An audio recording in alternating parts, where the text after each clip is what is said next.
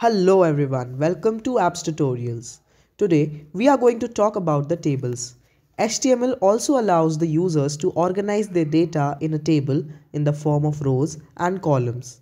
Although you can add numbers of rows and columns you desire, but it is recommended to sketch a table before you go ahead for coding, so that you're sure about the numbers of rows and columns to be added.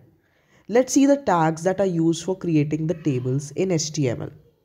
Our first tag in is the table tag, which is used for creating the tables in HTML. You can start creating the tables by using the table tag.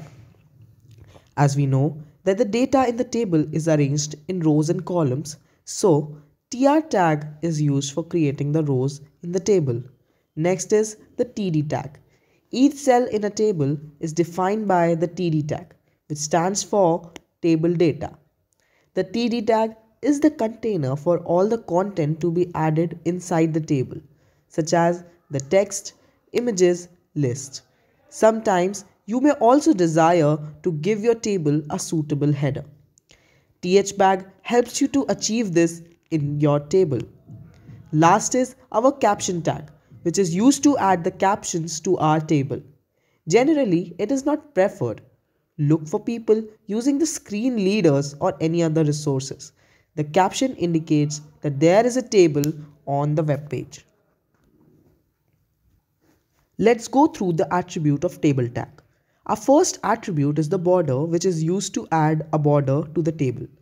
The data such that there should be two rows combined to form a single cell, or two columns combined into a single cell.